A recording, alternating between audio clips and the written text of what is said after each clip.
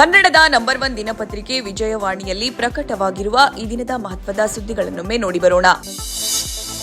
ಇಡೀ ದೇಶವೇ ಎದುರು ನೋಡುತ್ತಿದ್ದ ಪಂಚರಾಜ್ಯ ಚುನಾವಣಾ ಫಲಿತಾಂಶ ಹೊರಬಿದ್ದಿದೆ. ಹೈ ವೋಲ್ಟೇಜ್ ಕಣವಾಗಿ ಗುರುತಿಸಿಕೊಂಡಿದ್ದ ಪಶ್ಚಿಮ ಬಂಗಾಳದಲ್ಲಿ 7 ದಶಕಗಳ ಅವಧಿಯಲ್ಲಿ ಇದೇ ಮೊದಲ ಬಾರಿ ಬಿಜೆಪಿಯ ಕಮಲ ಅರಳಿದೆ. ಕಾಂಗ್ರೆಸ್ ಎಡಪಕ್ಷಗಳ ಬಳಿಕ ಸತತ 3 ಅವಧಿಗೆ ಅಧಿಕಾರ ನಡೆಸಿದ್ದ ಟಿಎಂಸಿ ಆಡಳಿತ ವಿರೋಧಿ ಅಲೆಯಲ್ಲಿ ಕೊಚ್ಚಿ ಹೋಗಿದೆ. ಚುನಾವಣಾ ವಿಶ್ಲೇಷಣೆಗೆ ಮೊದಲ ಪುಟ ನೋಡಿ. ದೀದಿ ವರ್ಸಸ್ ಮೋದಿ, ಅಮಿತ್ ಶಾ ನಡುವಿನ ಕದನ ಎಂದೇ ವಿಶ್ಲೇಷಿಸಲಾಗಿದ್ದ ಈ ಮತ ಸಮರದಲ್ಲಿ ಬಿಜೆಪಿ ಗೆದ್ದು ಬೀಗಿದೆ. ದಕ್ಷಿಣದಲ್ಲಿ ಗಮನ ಸೆಳೆದಿದ್ದ ತಮಿಳುನಾಡಿನಲ್ಲಿ ಎಲ್ಲಾ ಮತದಾರರನ್ನ ಸಮೀಕ್ಷೆಗಳ ಭವಿಷ್ಯ ತಲೆಕೆಳಗಾಗಿದೆ. ನಟ ವಿಜಯ್ ನೇತೃತ್ವದ ಟಿವಿಕೆ ಪಕ್ಷ 108 ಕ್ಷೇತ್ರಗಳಲ್ಲಿ ಗೆಲುವು ಸಾಧಿಸಿ ಮೊದಲ ಚುನಾವಣೆಯಲ್ಲೇ ಅತಿದೊಡ್ಡ ಪಕ್ಷವಾಗಿ ಹೊರಹೊಮ್ಮಿ ಸರಳ ಬಹುಮತದ ಸನಿಹಕ್ಕೆ ಬಂದು ನಿಂತಿದೆ. ಈ ವರದಿಗೆ ವಿಜಯವಾಣಿ ಓದಿ. ಇನ್ನು ಕೇರಳ ಆಡಳಿತ ವಿರೋಧಿ ಅಲೆಯಲ್ಲಿ ಎಲ್ಡಿಎಫ್ ಮೈತ್ರಿಕೂಟ ಕೊಚ್ಚಿ ಹೋದರೆ ಕಾಂಗ್ರೆಸ್ ನೇತೃತ್ವದ ಯುಡಿಎಫ್ ಅಧಿಕಾರದ ಚುಕ್ಕಾಣಿ ಹಿಡಿದಿದೆ. ಎಲ್ಡಿಎಫ್ ಸೋಲಿನೊಂದಿಗೆ ಭಾರತದಲ್ಲಿ ಎಡರಂಗ ಸಂಪೂರ್ಣ ಧೂಳಿಪಟ ಕೊಂಡಂತಾಗಿದೆ. ಈ ವರದಿಗೆ ಇಂದಿನ ಸಂಚಿಕೆ ಓದಿ.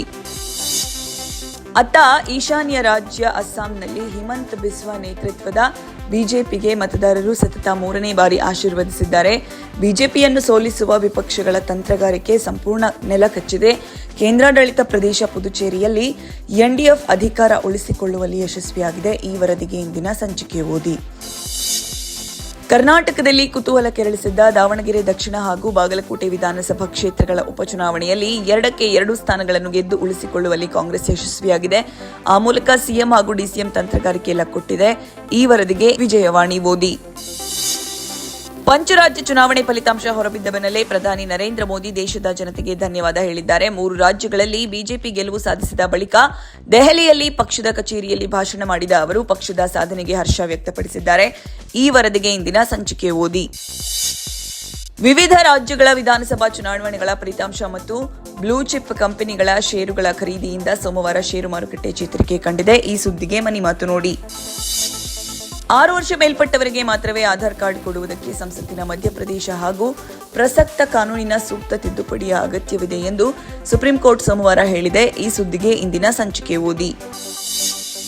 ಐಪಿಎಲ್ನಲ್ಲಿ ಇತ್ತೀಚೆಗೆ ಹೆಚ್ಚಿನ ಕ್ರಿಕೆಟಿಗರೊಂದಿಗೆ ಅವರ ಗೆಳತಿಯರು ಹೋಟೆಲ್ ಕೋಣೆಗಳಲ್ಲಿ ಉಳಿದುಕೊಳ್ಳುವ ಗರ್ಲ್ ಫ್ರೆಂಡ್ ಸಂಸ್ಕೃತಿ ಹೆಚ್ಚಾಗಿದ್ದು ಇದನ್ನು ನಿರ್ಬಂಧಿಸುವ ಸಂಬಂಧ ಬಿಸಿಸಿಐ ಚಿಂತನೆ ನಡೆಸಿದೆ ಎಂದು ವರದಿಯಾಗಿದೆ.